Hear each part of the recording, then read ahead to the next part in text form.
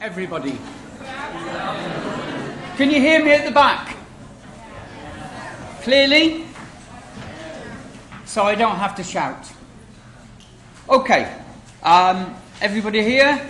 Can you put your hands up if you're not here? Good. Okay. Right.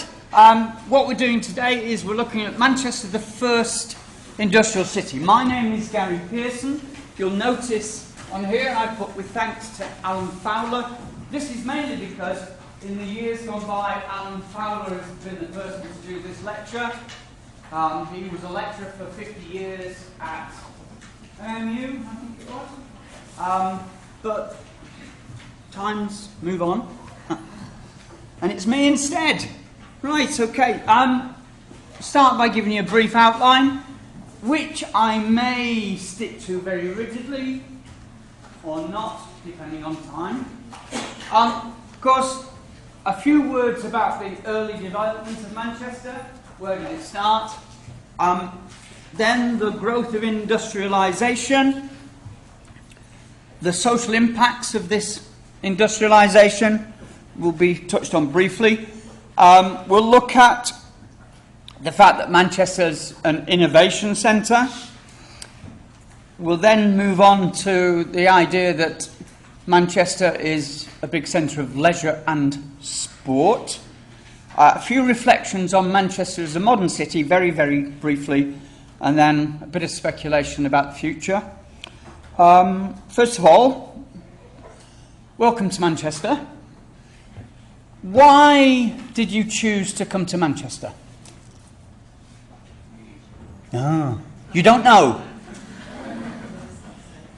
Okay, before you decided to take a course at Manchester, what did you already know about Manchester? Football, yeah. Anything else? Rain. What about the rain? The rain is a good thing, as we shall see. Oh, we'll mention. Okay. So, Manchester.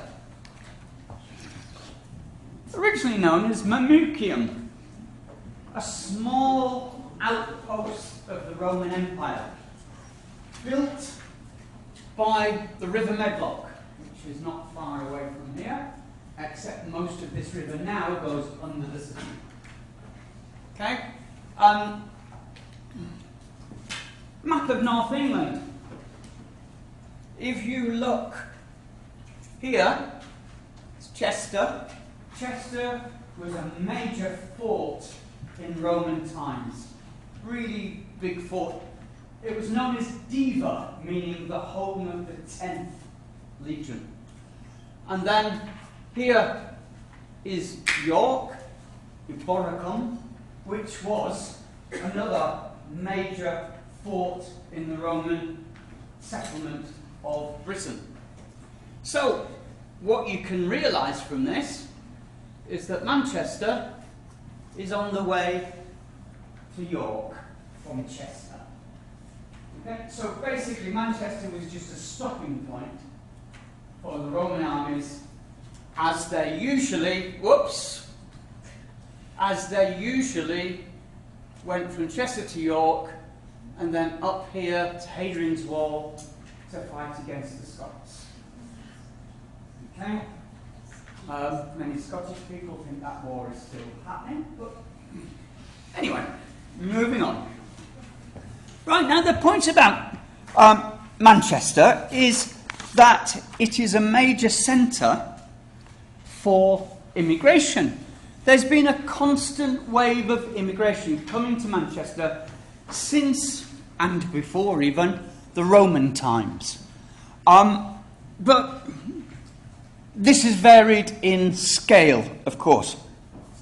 After the Romans left, about the 3rd century, Manchester became a very quiet place. Nothing much happened for many years, until roughly about the 14th century, when we had the arrival of Flemish weavers. This was people fleeing from what we now call Belgium because of various religious persecution at the time. And they set up in Manchester and started dealing in wool. They were weavers of wool. They were the first people who established a textile trade in Manchester.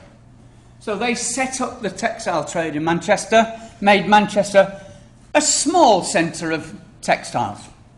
Then, okay, immigration after that, well, you've got the Flemish, you've got Armenians who were dealing in textiles as well. You've also got the Irish, of course, Jewish diaspora came to Manchester in a big way, still have a large population of Irish people in Manchester. And then later we had people from Pakistan, India, East African Asians. We had people from Africa, mainly Rwanda, Somalia, and more recently we've had Iraqis, Iranians, Rwanda, Somalians, and very recently Polish and Spanish. But every generation, at least generation, maybe even a smaller time period between, we've had waves of immigration, all of whom have contributed to Manchester as a city. Okay, so we had a second inflow of Flemish weavers after a second period of religious persecution. This time, they were not weavers in wool, but they were weavers in something called fustian. Fustian. Who knows what fustian is? I didn't until recently either. Fustian is a combination of linen. Are you looking that word up? In the middle? There. Are you looking the word up? All right, anyway. Fustian, which is a combination of cotton, so the cotton weave in one direction, and linen weave in the other direction. So the weave and the weft, we call it. So to weave something, you have to make thread go one direction and then thread going across. Okay, so they established cotton-based products in Manchester. And that is where the story of Manchester as a city begins. Because Manchester, most people tell you, is based on the growth of cotton. Cotton becomes extremely important, although more recently, well, say recently, the last 50 years, cotton has not been so important. But it was cotton that led to the massive increase in Manchester. Okay. However, when we first started, it was a textile town. People did most of their weaving on one of these. This is a bit of high tech of the time, but you'll see that even though she's got a machine, she's doing everything by hand. She has to put the thread through every section of the weave. So she's dealing with one single thread. Now, something we haven't mentioned, but you mentioned straight away at the beginning. What's one of the reasons that industry started in Manchester? The rain, the weather, not so much the rain, but the weather. Weather's wonderful, isn't it, in Manchester? No? Oh, okay. It's wonderful if you are making cotton. Because the dampness means that you can weave cotton, you can spin cotton, and the chances of the cotton snapping are decreased. So the dampness worked in favour of cotton production. Where are we? Yes. Okay. But as I said, population about this time is about 4,000 to 6,000. Not a big city. In fact, Manchester was a very nice place, apparently. William Camden wrote a book called Camden's Britannia, based on his travels around the country, and he said, can you read that? It's English of 300 and something years ago. English has changed a little bit. Excellent. Well, excellent. The town lying around about it for beautiful. Show it careth. So it's a beautiful place to go to. For resort unto it. To go to. Manchester is beautiful. And why? For clothing, because you can see it in the marketplace. Interesting spelling of market. Okay, the church is nice, and there's a college. And lots of people go there for woolen clothes that are built, that are manufactured there, and in great request. These are commonly known as Manchester Commons. Cottons. Get it right. Okay. That was the view then. This is where Manchester's like 4,000 to 6,000 population. Everything is very nice, easy, slow. However, we then had something called the Industrial Revolution. Now, when you think back to Manchester established in 87 AD, things get very quiet. Flemish arrive in 14th century, then the 16th century. That's a lot of time when nothing much happened. Now things begin to happen very, very quickly. And the Industrial Revolution, you've heard of the Industrial Revolution? The change from an agricultural society to a mass production society. It happened here first. So if you think of the Industrial Revolution, the biggest thing you think about is cotton, according to Eric Hobsbawm, famous British historian, recently died, unfortunately. Okay, 4 significant inventions to do with cotton. We had, lost it. Kay's Flying Shuttle, 1734. So remember I said about the one thread, okay, by hand. This was a machine that could separate the threads and would send a shuttle going backwards and forwards rapidly like this, so you could produce your cotton rapidly. Then Hargreaves spinning jenny. This created the yarn, this created the thread, but you could make it stronger by having several sections to it. Instead of just one very thin thread that might snap, you can wrap lots of threads around into one thicker, stronger thread. Arkwright's water frame, it was called water frame, but it was still a spinning machine. It was the development of the spinning jenny. So this would roll over a lot more threads together into a single thread. And then finally Compton's mule, which was another development of the same idea. So these are all progressions. I've lost me what's it. What have I done with me what's it? Sorry? Is it? That'll teach me to put it down. Right, okay. So these are 4 extremely important inventions that happened in relatively close time that led to a huge change in the cotton industry. The cotton industry started with the single weaver from beginning, done in their own home, and now we've got, as capitalism demands, production must increase. In order for production to increase, the production process must go faster and faster and faster. All of these contributed to the increased speed of production.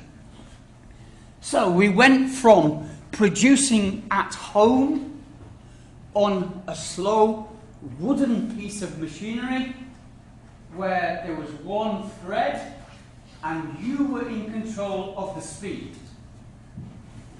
Then we go out of the home into factories. These are 3 factories in Ancoats. Ancoats, just a little bit north of Piccadilly. That was where Manchester grew rapidly at first. 3 massive factories. Imagine you used to work in your own home. You could decide when you start, you could decide when you finish. To then going to a factory where you had to start at a definite time, had to finish at a definite time, and somebody was watching you to make sure you didn't stop working. This was the new situation. And here we are on the inside. Remember the size of the frame that the woman was on before, and look at it now. Imagine what it's like working in here. For a start, do you notice there's a child here? Can you see the child? There. Yeah? There. There's the child there. The child is underneath the machine. Why? Because the child is small, and therefore it can get under the machine and it can clean underneath. Yeah, exactly. But these things, you see there's a wheel there. Why is there a wheel there? Because this goes backwards and forwards. Backwards and forwards, pulling out the thread. So this child is underneath this machine while this section is pulling out, and then has to quickly clean underneath all the way from there to there before it starts to move back. Otherwise we have a bit of child in the material in the end. Okay. But also imagine what it's like working in there. You've got noise. Where you were before it was clack, clack, clack, clack. That's the sort of sound it made when you used the loom, the weaving machine. Here you've got lots of machines, huge machines, extending at least the length, each machine, of this lecture theatre. All of them mechanised, so you're going to go deaf, which is true. Most cotton workers eventually became deaf. So my grandmother started work in a cotton mill, and my grandmother had the habit of starting a sentence but not finishing it, but her mouth would still move. Gary! Why? Well, because in this factory, nobody could hear you speak. So you had to learn to read. Yeah? Okay. Right. The other problem with this, of course, is that there is a lot of dust from the cotton. And dust creates problems for people's lungs. There's something called bicynosis, which is based on bacteria that lives on the cotton. When it goes through this process, the bacteria is flying everywhere.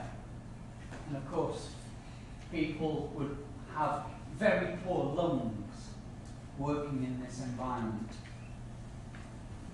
Also, general COPD, which is something, I forgot what that is. Pulmonary disorder. Obstructive pulmonary disorder.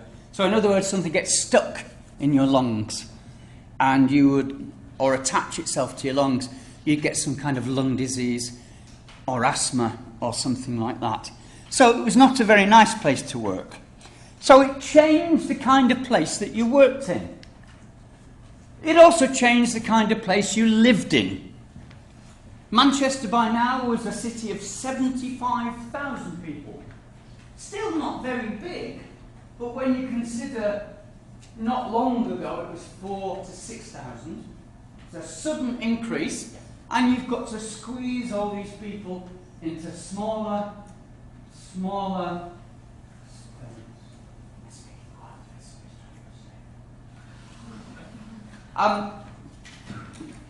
Smaller space, you put all these people together, lots of people, it's very close, it's difficult to live, but just think for a second. Lots of people doing everyday, normal body functions in a small space. Have I got you with me here? You're thinking what that means? It's not very nice. So what happens? This stuff goes into the water supply and you get cholera. About this time, cholera was a major problem because basically the result of, let's face it, shitty water. Okay? So cholera, a disease that was not so widespread before, is now widespread. Okay. Right, we're moving on. How did this change in industrialisation come about? Well, a number of factors. One of them was from the waterways. Okay? In 1761, the Bridgewater Canal was built. This Bridgewater Canal connected the coalfield. There is something called the South East Lancashire coalfield. Manchester is in South East Lancashire. So suddenly, coal was available on a large scale, and the Duke of Bridgewater, so nobility, not royalty but nobility, owned a lot of land, as he would, and wonderful for him, some of that land you could dig down and you could get coal. So the Bridgewater Canal was built in Salford to Manchester. So now you had a ready supply of coal brought by an inland waterway.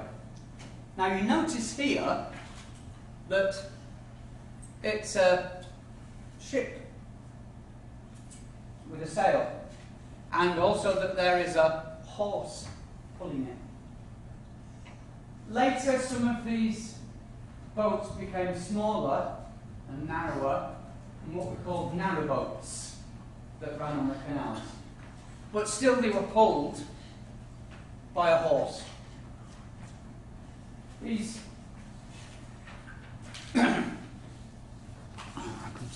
so these there we are, sorry. These canals were pulled by a horse, these boats were pulled by a horse, but then they had to go through a tunnel. Tunnels were very narrow, so the horse couldn't go through the tunnel. The horse would go over the top. So how does the boat move? Like this. The two of you lie on your back on the top of the boat, and you push the boat with your feet through the canal. Alright? Do you fancy that before breakfast in the morning? A bit of exercise? Okay. As you can see, the light at the end of this tunnel, just there, How far away is that? If you fancy doing this, if you go to Marsden, which is on the Manchester to Huddersfield railway line, you can have a go at this. There's a very long tunnel, Saddleworth Tunnel, I think it's called, and they let people try this if you want it. Anybody interested? Well, anyway. So, transport was important to the building of the city. So we've got water transport. Early on, before this, there was river transport. Remember the sighting of Manchester was in the neck of the river, so things could travel along the river from Manchester or to Manchester. It's also situated next to the Pennines, so there's lots of running water from the Pennines, and there's also lots of rain. Keep coming back to the rain, because after all, that's what Manchester is famous for, according to visitors. Okay. But, okay, what other transport have we got? Now, what does this look like? It just looks like a building. But it is, in fact, one of the first passenger railway stations in the world. This is Liverpool Road Station Building. The first passenger railway was between Manchester and Liverpool. Why didn't it stay just on the canals? Well, remember earlier I talked about capitalism needs to grow, grow, grow, and the only way you can grow, grow, grow is by faster, faster, faster production. And then having faster, faster production, you need to get it from A to B faster, faster, faster. So instead of it taking 2 days to get to Liverpool, it took 2 hours, 3 hours. Nowadays it takes 50 minutes, an hour. Okay? Actually, the speed of trains in Britain has gone slower in the last 50 years, hasn't it? Trains were generally faster in the 1930s. But, anyway, whatever. Yes, so this is the site of the first railway station, passenger railway station in the world. You can find this in the area called Castlefield, which is just beyond the Hilton. Do you know where the Hilton is? That big building that looks strange because halfway up a bit sticks out. No? Very tall, thin building. No, anyway, it's near there. You'll see it. Around this station, there are lots of buildings that were warehouses. So places to keep cotton. So it's brought to Liverpool in the docks, transported by canal or train to Manchester, to Castlefield area, and then it's stored in warehouses. A lot of warehouses in the railway station, plus then the marketplace where people buy the cotton wholesale. All these nowadays in Manchester, in the Castlefield area, is joined together to make the Manchester Museum of Science and Industry. So if you want to see the world's first passenger train station, go to the Museum of Science and Industry. It's well worth it. Okay. The other thing about this is that the world's first passenger railway death also happened on this railway line. William Huskisson MP was taking part on a demonstration run on the train. The train stopped, got out to stretch the legs, only because he'd never been on a train before and people didn't know much about trains, what did he do? Well, he walked along the track. Nice and flat, nice and level. And he heard this noise behind him, the train, but because that didn't mean anything to him, he continued walking on the track until the train hit him and he died. It's famous for being the first passenger railway death in the world. Okay, moving on. I talked about Liverpool. There is a rivalry between Manchester and Liverpool. Did you know about this? Anybody from Liverpool here? Good. Right, okay. There's a rivalry between Manchester and Liverpool. Some people think it's about football. But no, it goes back much further than that. I said that the raw cotton arrived in Liverpool, in the docks, and then was transferred by Bridgewater Canal or transferred by railway to Manchester. But to get it out of the docks, the business people had to pay taxes. Huge amounts of taxes.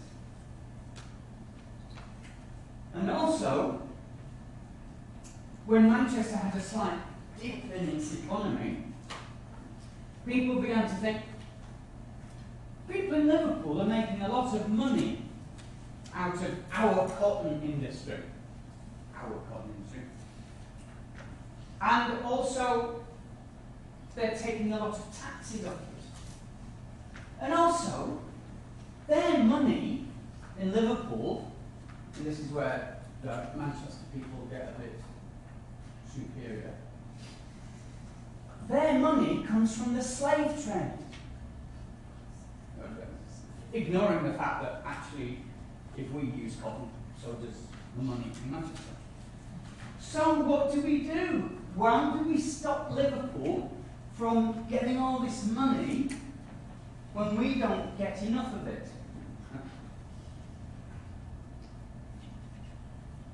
The Manchester Ship Canal. All right? This was built in 1894. That was it, 1894. So this was a huge canal for ocean-going vessels built to avoid giving money to Liverpool.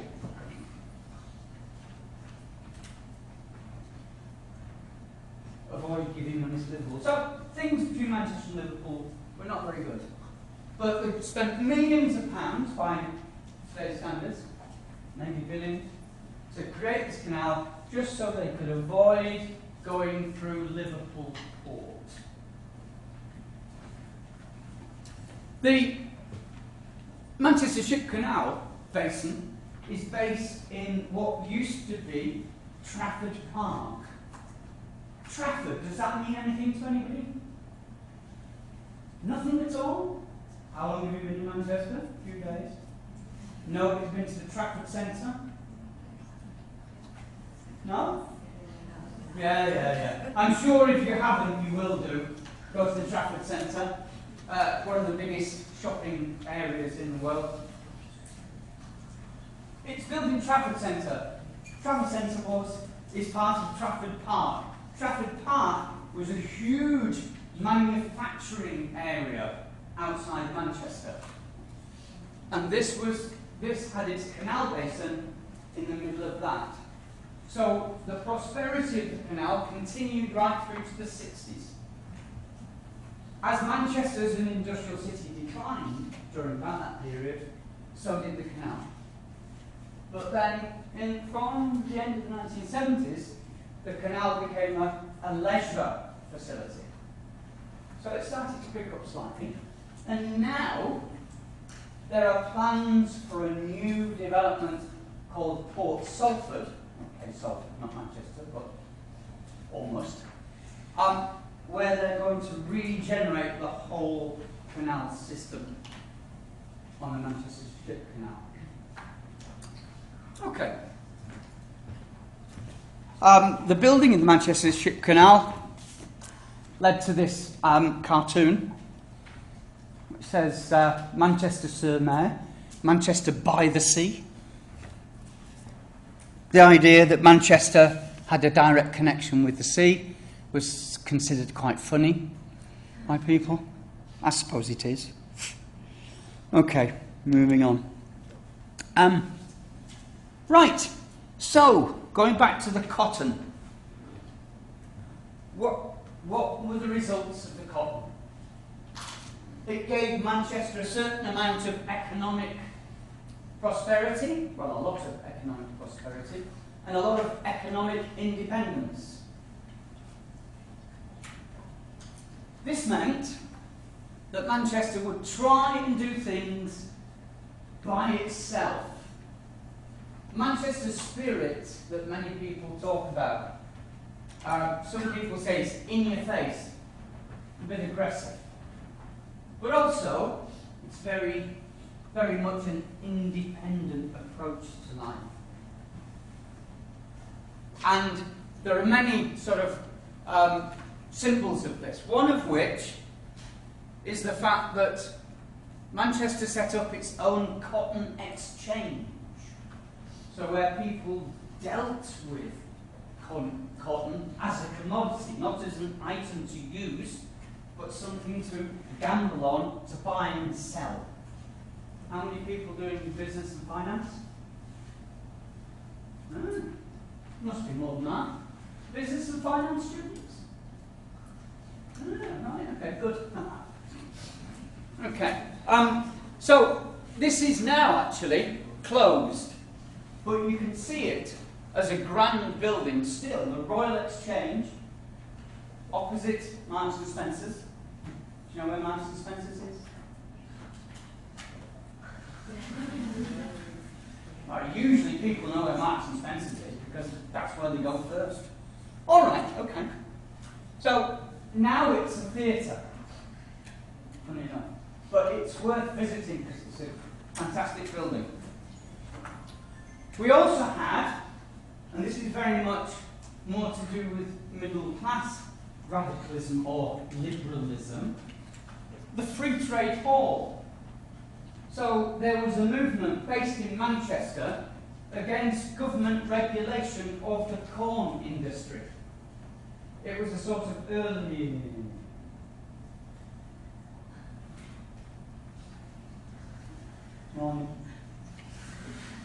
It was an early free market enterprise based in Manchester, fighting against the government's attempt to regulate buying and selling, importing and exporting of corn. And they built their own free trade hall in the middle of Manchester. Nowadays it's not anything to do with trade. We've kept the front of the building, but behind it is a Radisson hotel. Much to many people's displeasure, because it's a historic building with a historic background. Bob Dylan played there once.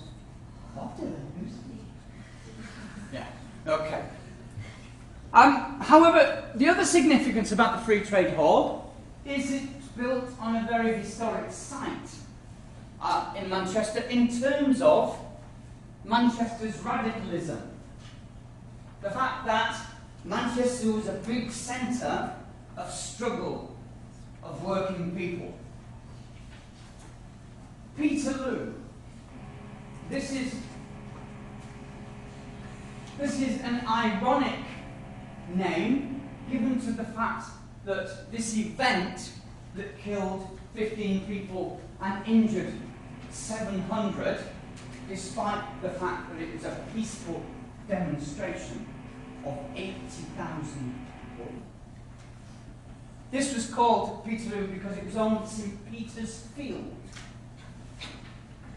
And a few years earlier, the British Army had defeated Napoleon at a famous battle in history called Waterloo. And some of the same soldiers were now killing their own people. If you go to the Free Trade Hall or Radisson Blue Edward Hotel, you can see this blue plaque. It tells you about the event. They'd all gone to a peaceful demonstration to demand the vote. And this is a man called Hunt, who'd organised it and was speaking to the crowd about the need for everybody to have the vote.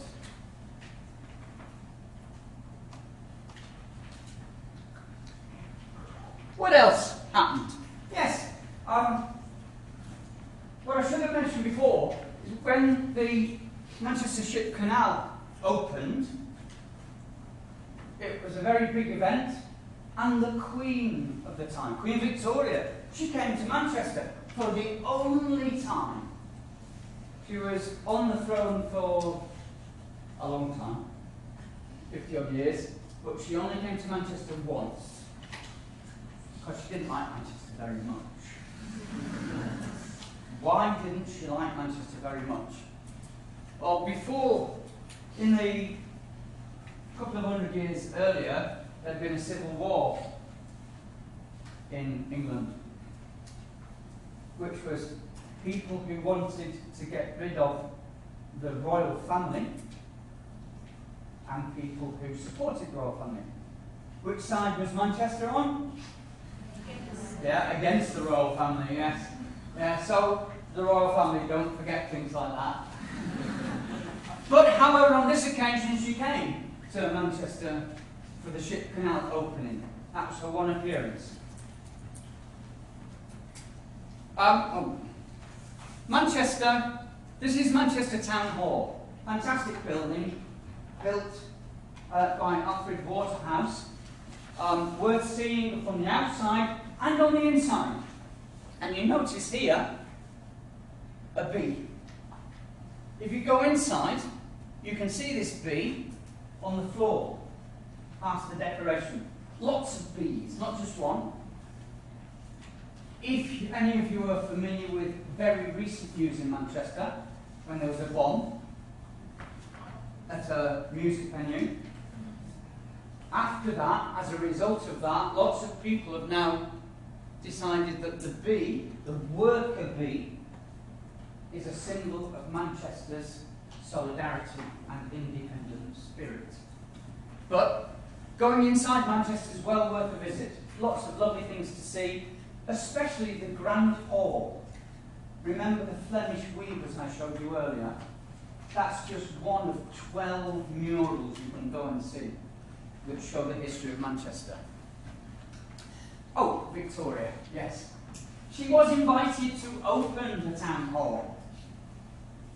Well, she thought that one visit was enough to a radical city. But then, of course, the mayor of the time had 20 years previously been sent to prison. Why was he sent to prison? Because he was selling something called the Poor Man's Guardian on the street. And in those days, you had to pay a tax on newspapers. Well, the tax made newspapers too expensive for working people. So this was untaxed for people to read. And so he'd gone to prison for radical politics. So she did not want to come to Manchester Town Hall and meet this horrible radical person. Talking of radicalism, here's a picture of mills. Mills where they made cotton. What do you notice about the mills? What are these? What are these things here? Chimneys, yeah. What do you notice about these chimneys? No smoke. No smoke. Why is there no smoke? Because the mills are not working. Why are the mills not working? Because these people, where have you gone? These people are on strike. Organised working people refusing to work under the conditions or for the amount of pay they're receiving. Manchester has a long, long tradition of working class organisation. In fact, if you go to Princess Street, this building is significant for a couple of reasons. This is where the original foundation of the TUC, the Trades Union Congress, was set up. This is where, based in Manchester, they decided to establish a confederation of working class unions to fight for better conditions. And so the plaque is on the side of it. It's also had another purpose. It was the Mechanics Institute, right, which was a working class organisation at educating working people. But the significant thing for that is that the Mechanics Institute, out of the Mechanics Institute grew the University of Manchester Institute of Science and Technology, which in 2004 merged with the Victoria University of Manchester to make University of Manchester, where we are now. Okay, so we have a connection with this building. This is a typical flag that people carry on trade union demonstrations. You can see a lot of these in the People's History Museum, which is the bottom of Bridge Street, just down from the town hall. Manchester is also famous as being the original centre of the suffragette movement. Suffragette movement, the idea of women wanting the vote. Born here in Manchester, on Nelson Street, right opposite the Royal Manchester Infirmary, Manchester Royal Infirmary, right opposite the hospital. There were 3 members of the Pankhurst family. Emmeline Pankhurst was the mother, and she had 2 daughters, Christabel and Sylvia, both of whom joined her and were strong in the fight for women's suffrage. However, Sylvia also got involved in working class struggles, and maybe because of that is not the most famous of the 3. Other examples of Manchester's radicalism, I'm running out of time here, aren't I? Is the fact that the workers in the cotton industry could be quite unselfish. The workers supported the anti-slavery movement in America, which, this is, if you recognise him, that's Abraham Lincoln, President of the US, who was from the northern side. He personally thanked the workers of Manchester for supporting the anti-slavery movement, although that would threaten their jobs. Because if you have slaves picking the cotton, this makes cotton cheaper. If you get rid of slavery, the price of cotton will go up and jobs will become less certain. Another example of this, Gandhi was fighting the British establishment's attempt to monopolise cotton. British were taking cotton from India, manufacturing it and selling it back to the Indians. He wanted the Indians to establish their own cotton industry. When he came to Manchester, he was welcomed by local cotton workers, despite the fact his main idea was to shift their jobs to India. Okay, I better rush this. Manchester was also a centre of innovation and scientific thought. What you can see here is a picture of Dalton, the chemist. He was an ordinary man, a humble man made good. Developed the new atomic theory. He established the idea of atoms. We also had Joule from Manchester. Joule established the concept of energy, heat, etc. Does anybody know what this is? It's a computer, yeah. This is Baby. This is a replica of the very first computer with memory. How big was the memory? 1 kilobyte. And yet, look at the size of this machine. As big as a room. Okay. Another innovation from Manchester, graphene. This is a new material that was developed very recently. It's 1 atom thick. It's considered to be a 2-dimensional material. It's extremely strong despite being only 1 atom thick. It is currently being developed in Manchester for various commercial purposes. As a result of all this change, the result of Manchester getting money, becoming prosperous, the leisure industry grew. Manchester is also famous for music, whether it be classical, Bridgewater, Royal Northern College of Music, or whether pop music, the Manchester Arena. This is the Hacienda, for those who know it.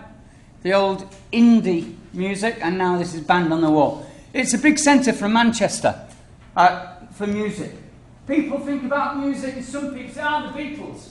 Liverpool, yeah, well, that was just a small time. Manchester's big in music. Everybody, this is why students come to Manchester, as well as football. Yeah. Football! Right, okay, football. We have 2 big clubs nowadays. People used to come to Manchester and say, I came from Manchester United. I like David Beckham. Fortunately, now David Beckham has disappeared. But Manchester City are now a rich club, so everybody knows Manchester City. When I was young, I supported Manchester City until I was 11. But nowadays, this is all about big business, not real football. That's my opinion. The first £1,000 player, the first player to be bought for £1,000, played for both City and United, Billy Meredith. This was 100 years ago. Things have changed. How much have they just paid for Neymar? Anybody got the figure for how much Neymar cost? What was it? 200 million pounds? Billy Meredith 100 years ago cost £1,000, and this was considered an enormous amount. Also, leisure. Manchester was the first place to create a totally complete bath house where people could swim, people could wash, people could wash themselves. Well, in those days, houses were built with no bathroom. 100 years ago, no bathroom. So everybody would go with the washing, well, all the women would go with the washing, do the washing, hang it to dry in these special heaters, and then would go and have a wash themselves. Because they didn't have a chance to do it. So it might have been a bit smelly. But that's Haddisy Road, that's not far from the university. It's now reopened, well worth a visit. Now in 1996, there was a bomb. During the European Cup competition for football, the IRA, Irish Republican Army, decided to plant a bomb in the centre of Manchester. You can see the destruction. Yeah? Marks and Spencer's on the left. But notice this. Traditional British postbox. Completely undamaged. The van that had the bomb in it was right next to it. And it's still there. It's got a little plaque and it describes the fact that it was there. So, 1996, Manchester, the economy of Manchester went down a little bit here. A little bit depressed. Then we had the bomb. Nobody was killed. Despite all this, nobody was killed. Since then, Manchester has rebuilt itself. When I first arrived back in Manchester, because I'm originally from Manchester, in 2000, this is what I saw everywhere. Rebuilding everywhere. Still building now, 17 years later. But the bomb, as bad as a bomb is, actually led to massive regeneration of the city. And what's the biggest industry now in Manchester? You are. Students are the biggest industry in Manchester now. We have these 4 higher education places: Manchester, MMU, Salford nearby, and the Royal Northern College of Music. These are all higher education institutions. 3 of them on Oxford Road here. Okay. Any questions? Any questions? Come on, I've been told, you've all been told to ask me questions. Do you want to ask me a question? Nobody, they all want to go home. Okay, well thank you very much then.